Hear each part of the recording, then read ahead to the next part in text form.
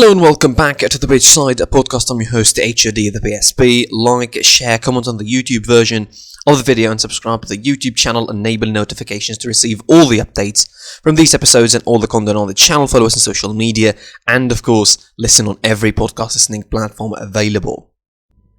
There's only one place to start, really, and it is the playoffs for the World Cup qualifiers in the European zone. 4 games took place yesterday, of course. Russia versus Poland.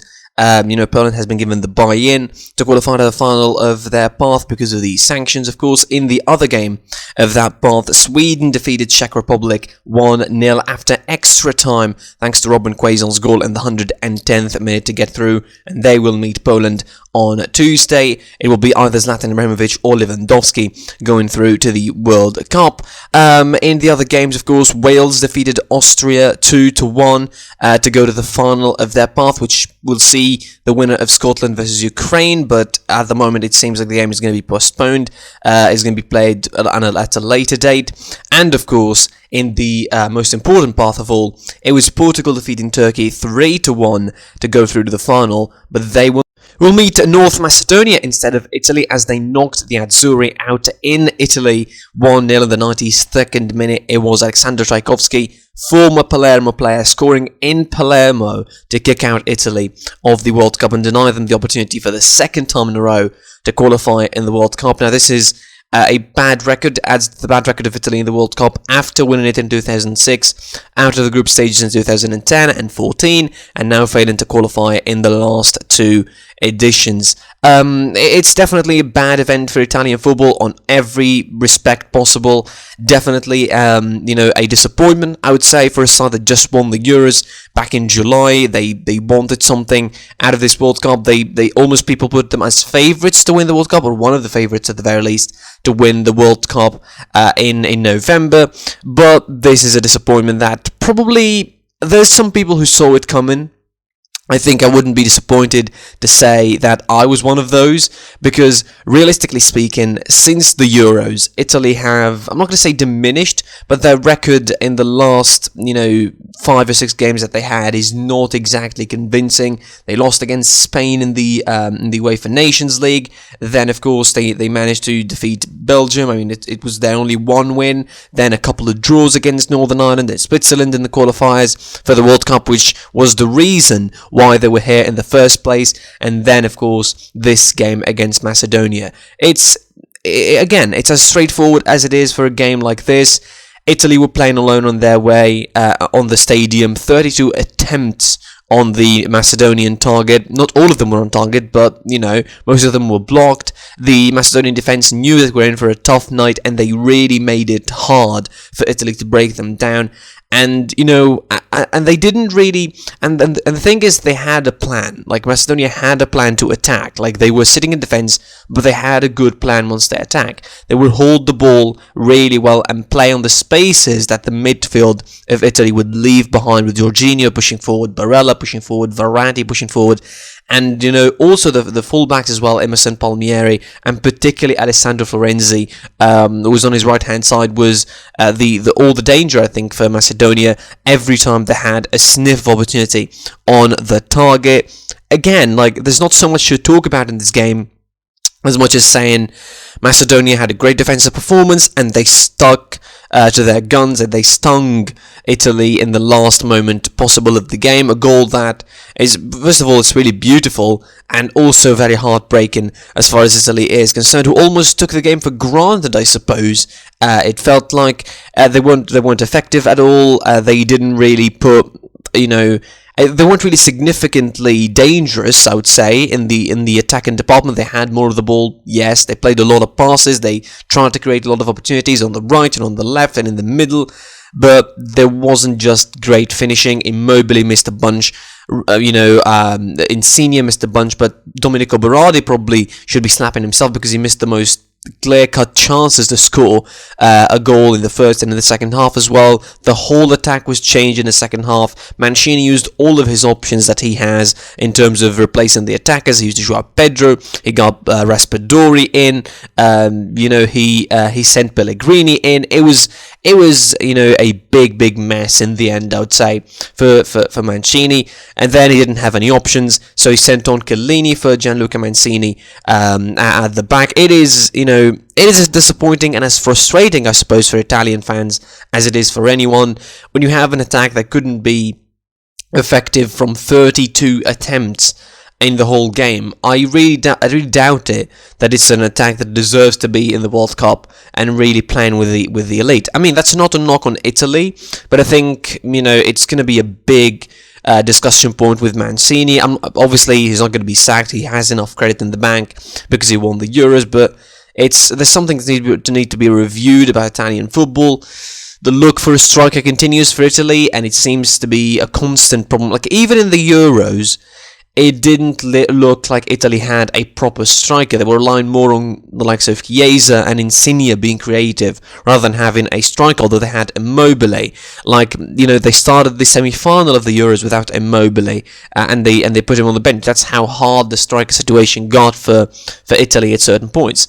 But realistically speaking, this is a bad obviously event for Italy and for Italian football. Another disappointment for Italian football on the global stage.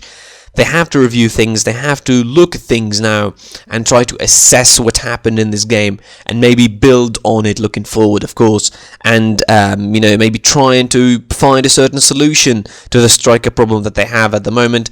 All the credit, obviously, to North Macedonia, who absolutely stuck to their guns, defended really well, knew when to attack, and there were periods of the game where they conserved the ball, where they held the ball and passed it around and tried to conserve and consume some Italian energy, and they did.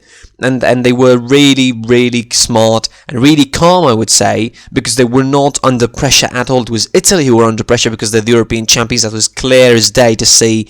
And North Macedonia played their game really well. They were calm. Enis Bardi was immense whenever he had the ball going forward. He always gave them solutions. The two centre-halves, Velosky and Musleo, absolutely brilliant. Every Macedonian player did their defensive duties really, really well, and every Macedonian player was a fighter for that in that game, and they absolutely deserved to win. And it's not a side that should be underestimated as well against Portugal even, because they really, really can make the surprise happen. They made it in Italy. Who says that they cannot do it? And that moves us, of course, to the Portugal game against Turkey, 3-1. And this game was absolutely fantastic. This was very entertaining stuff, I would say, from both sides. Portugal started really well, started really intense and high, although they had a lot of injuries in their squad heading into this game. Crucial injuries, I suppose.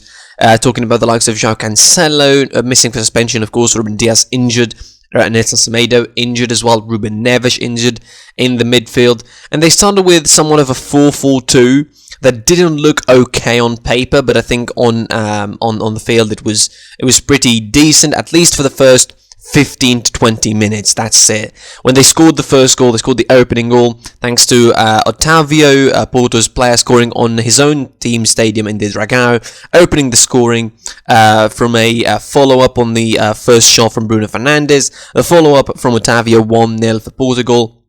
And after that, the game threatened to be a repeat of the Serbia game. That is a detriment, I think, to Fernando Santos football, because Portugal started really well. They started the first 15 minutes attacking, creating opportunities, playing good crosses into the box, creating chances. Jota had a wonderful opportunity before the goal to score, like from 6 yards or less even, but he sky-high'd the ball above the crossbar. And then Portugal regressed, and then what was expected when seeing the lineup happened, and the midfield was absolutely breached by Çalhanoğlu. Cengiz Ünder was moving behind the centre-backs, and chances were being created down the right-hand side, in particular, was Diogo Dalot is not as good defensively as you would think. I mean, even João Cancelo or Semedo are not exactly great defensively, but at least they're solid, and they will give you more solidity in the back than what Diogo Dalot would do. The first half ended on Turkey dominating the ball, albeit Portugal added the second goal thanks to Diogo Jota in the 36th minute. Brilliant interplay from Portugal, ended up with a cross from Otavio and the ball into the back of the net from Diogo Jota. 2-0 for Portugal in the first half, and the game seemed at least very comfortable heading into the second half, but Fernando Santos, with his usual decisions making that are sometimes rash and erratic, he decides to park the bus and stay defending and try to play on the counter. He got Joao Felix in, which is, I think, a smart move when you try to play that kind of thing. He's been on form with Atletico. I didn't understand why I didn't start with him in the first place. But Turkey were better in the second half, and they deservedly scored a goal thanks to Burak Yilmaz, brought it to 2-1. But it turns out Burak Yilmaz was the man who denied Turkey any chance of getting closer to the final of these playoffs. In the 82nd minute, Turkey gets a penalty, and I mean, those kind of penalties that were given to Turkey, I'm not really for giving those. I mean, it's basically the attacker. It's who basically has the more danger of kicking the defender's leg, but somehow those kind of penalties are given in football. But Burak Yilmaz has a chance to score and make it 2-2. He misses it, he hits the crossbar, and a crucial moment of the game, 5 minutes before the end of the game, Burak Yilmaz misses a penalty, and it's the turnaround that you would expect. It's the turning point that you'd expect. Turkey misses a penalty from here. Portugal plays on the counter again, and in the 92nd minute as well, they get the third goal thanks to replacement and the substitute Matias Nunes, who scores the third goal for Portugal and takes them to the final of the qualifiers to meet North Macedonia. Certainly, this is not the kind of game that Portugal should take easily at all, because North Macedonia, not just because they defeated Italy, the European champions, but also because North Macedonia themselves are not a bad side. And just imagine if, the spaces and the and the chances that Turkey had. Imagine if you led that to North Macedonia, who are going to be playing basically a game of defend and counter-attack for the whole 90 minutes, and they will invite Portugal to pressure and to play football. It's going to be an interesting one to see, because Fernando Santos is not the kind of coach that likes to be on the initiative. It even dates back to the World Cup in 2018, and the Euros in 2016. He won the Euros that way. And the World Cup 2018, I remember all of the matches in the group stages, Portugal were always on the defensive mood for the most of the game.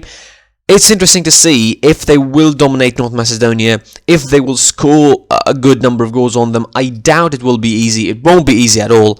I think Portugal will try to do things the hard way, and they will try to break down Macedonia the classic way, I think, by playing through the middle. In that case, I think Fernando Santos needs more solutions, needs more mobile players than just the Cristiano Ronaldo and Diogo Jota that started with against Turkey. Obviously needs quick players and needs moving players. I think Otavio served that purpose really well, and maybe adding Joao Felix to the mix will be a better option in the game against Macedonia, although we will always ask about the defensive duties, because surely Macedonia will have some opportunities during the 90 minutes. So the finals of the paths now we know. It's going to be Sweden-Poland for path A. It's going to be Wales versus the ones who are going to be winning from Scotland-Ukraine whenever that game is going to be played. And in Part C, of course, it is Portugal versus North Macedonia. I think my predictions, I would say I'm going to go 50-50 for Poland-Sweden, although I lean towards Poland because I like Lewandowski. And then you have, I think, Wales, I think, can qualify against whoever will play the game between Scotland and Ukraine. Against whoever wins that game, I think Wales has a big chance of qualifying, particularly if it is Scotland. And then you have, of course, Portugal, North Macedonia. And although Portugal are favourites to win this one, I really don't underestimate North Macedonia at all, and I'm learning the lesson. I'm giving it a 60%, 40% for Portugal, and North Macedonia stand with a strong chance of qualifying, really. It will be a really interesting game to see on Tuesday. Capping off the episode, when we go to the CONMEBOL zone qualifiers, Brazil continued to be great, beating Chile 4-0 at home. Colombia defeated Bolivia 3-0. Paraguay defeated Ecuador 3-1. And Uruguay defeated Peru 1-0 at home. Argentina is still to play Venezuela on Saturday morning here. The standings, of course, in the CONMEBOL, Brazil, of course, already qualified, 42 points, undefeated, still in the CONMEBOL, 13 wins and 3 draws. That puts them, I think, firmly as favourites, really, to win to win the World Cup next in the winter. Argentina behind him with 35 points, also undefeated as well. Ecuador 25 a third, Uruguay 25, Peru 21. It looks like Ecuador and Uruguay are safe to go in the qualifiers. They will be in the World Cup. Peru will play for that playoff spot, as well as Colombia in the last fixture. Of course, Chile will miss out on the World Cup unless something happens. Of course, Paraguay 16, Bolivia 15, and Venezuela bottom of the table with 10 points. The last round is going to be on March 30th. Bolivia will play Brazil. Chile will play Uruguay, of course, with a chance of getting into the playoff if they win.